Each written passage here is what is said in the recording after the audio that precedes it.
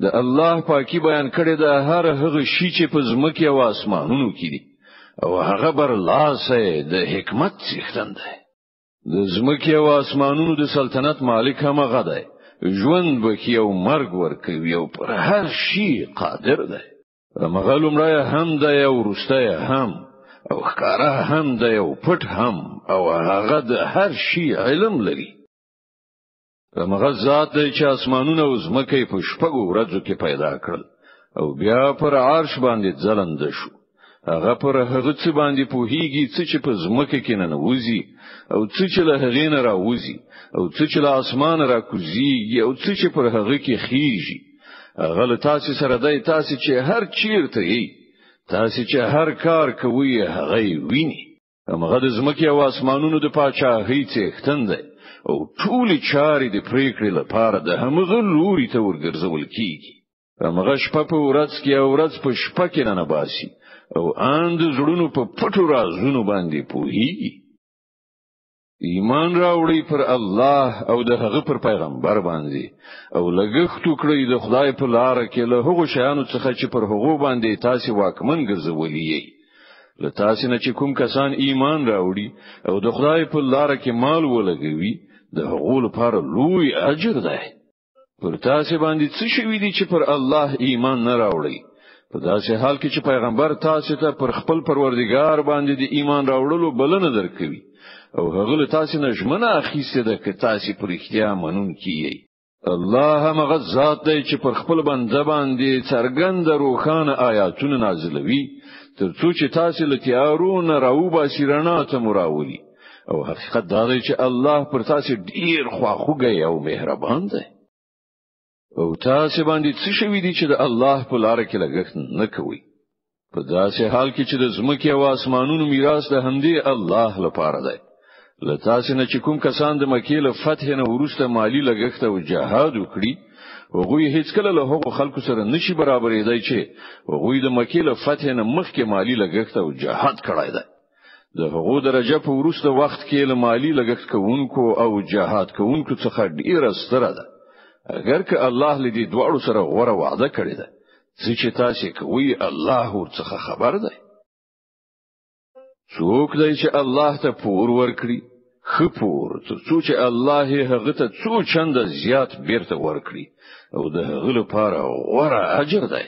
په هغه ورځ چې ته به مؤمنان نارینه او مؤمنان ښځې ویني چې د هغو رڼا به د هغو په وړاندې او د هغو خې خواته ځلیدونکي وي هغه ته به ویل شي چې نن زیری د استاسې لپاره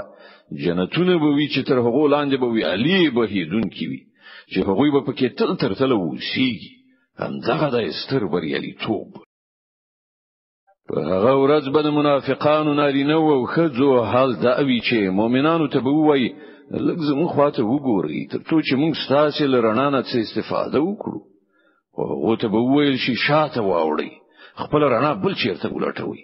بیا به د هغو ترمنځ یو دیواله حایل کړی شي چې په هغه کې به یو دروازه وي په هغه دروازه کې دننه به رحمت وي او د باندې عذاب هغوی به مؤمنانو ته ناری وهي او به وایي آیا موږ له تاسو سره نو مؤمنان به جواب ورکړي هو خو تاسو خپل ځان په خپل په فتنه کې واچو او زموږ د تباہی په انتظار کې وي او د خدای په ژمنه کې په شک کې وغورځیدل او دروغ او هیلو تاسو وګولولې تر دې پورې چې د الله فیصله راغله او تر وروستي وخت پورې هغه غټ غولون کې یعنی شیطان تاسو د الله د لطف او رحمت په باب وګولولې نو نن باندې له تاسو نه څه فدیه قبول کړای شي او نه له هغو کسانو نه چې هغه ښکارا څرګند کافر شوی وو ستاسو اسلوګان زیدو زخ ده هغه ستاسو کار جوړونکی دی او دا ډیر نه وړه عاقبت ده آیا د ایمان راوړونکو لپاره لا تر اوسه پورې هغه وخت نه دی راغلی چې د هغو زړونه د الله له ذکر نه نرم شي او د هغه د نازل کړي حق په وړاندې سر ښکته کړي او هغه د هغو خلکو په څیر نشي چې هغه ته مخکې کتاب ورکړی شوی بیا چې وګړه موده ور باندې تیر شو نو د هغو زړونه سخت شول او نن له هغو نه زیاتره فاسقان شوي دي خو په هیګي چې الله زمکه ته د هغې لمرګ ورسته ژوند بخي مونږ نه خاني تاسو ته څرګندې روخانه درکو دلی دي خای چې تاسو له پوهې نه کار واخلئ لنارینه او خزونه چې کوم کسان خیراتونه ورکوونکي وي او الله ته حسنه پور ورکړای دی غوی ته په باوري ډول څو برابر زیات ورکړ شي او د هغو لپاره بهترین اجر دی او کوم کسانو چې پر الله او د هغه پر پیغمبرانو ایمان راوړای دی هغوی د خپل پروردگار په نزد صدیقان یعنی رښتینی کسان او د حق شاهدان دي د هغو لپاره د هغو د کړو اجر او د ایمان رڼا ده او کوم کسان چې کافر شوي دي او زمونږ آیاتونه دروغ ګڼلي دي هغوی دوزخیان دي خو په هغه چې د دنیا دغه ژوند لدی پرته بل څه نه دی چې یو لوب او ساتيري او ظاهر زیب او سنگار او ساسي په خپل منځو کې پر بل باندې ویاړېدل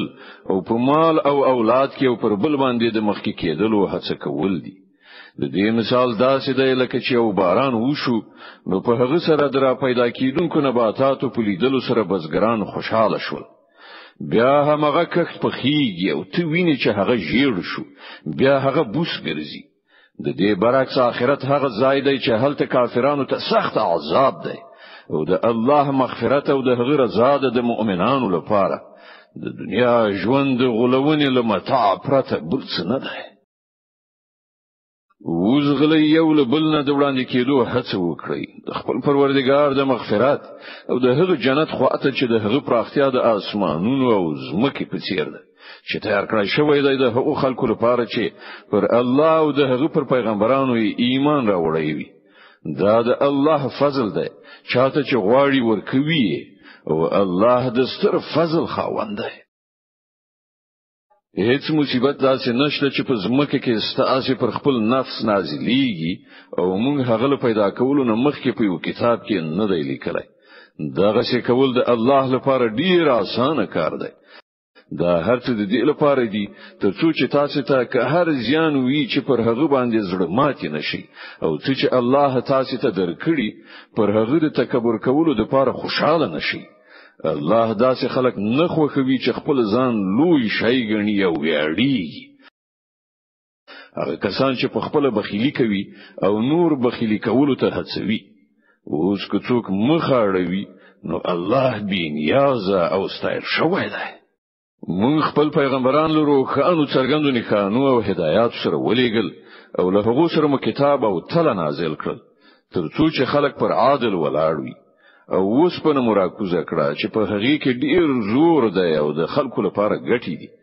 دا د دې لپاره کړی شوی دی چې الله ته معلومه شي چې څوک د هغه لیدلو پرته د هغه او د هغه د پیغمبرانو مرسته کوي بشک الله ډیر قوي او برلاسی دی موږ نوح او ابراهیم ولېګل او د هغو دواړو په زوجات کې نبوت او کتاب کې خوده بیا د هغو اولادینه چا هدایت ورکړ او زیاتره فاسقان شول له هغو نو وروسته موږ پر لپسې خپل پیغمبران ولېګل او له هغو ټول وروسته مو عیسی د مریم زوی ولېګل او هغه ته موږ انجیل ورکړ او کوم کسانو چې د هغه پیروي ورکړه د هغو په زړونو کې موږ خواخوږي او رحم واچو او رهبانيت هغوی په خپل رامنځته کړ موږ هغه پر هغو باندې نو فرض کړای خو د الله د رضا په لټه کې هغوی په خپل دغه بدعت راوېست او بیا د هغه د رعایت چې کوم حق او هغه ادا نه کړ له هغوی نه چې کوم کسانو ایمان راوړیو د هغو اجر موږ هغوی ته ورکړ خو له هغو نه زیاتره کسان فاسقان دي هغو کسانو چې ایمان مو راوړای دی له الله نه ویریږي او د هغه پر پیغمبر محمد باندې ایمان راوړي الله به تاسو ته د خپل رحمت دوه چنده برخه درکړي او تاسو ته به هغه نور په برخه کړي چې د هغه پرانا کې به تاسو زی او تاسو ګناه به درو وکړي الله ډیر بخښونکی او مهربان دی تاسو باید همدغه کړنلار غوړه کړئ ترڅو چې اهل کتابو ته څرګند شي چې هغوی د الله فضل اجاره کړی نه دی او دا چې د الله فضل د هغه په خپل لاس کې دی چاته چې خوښ شي ورکوي او هغه د لوی فضل خاوند دی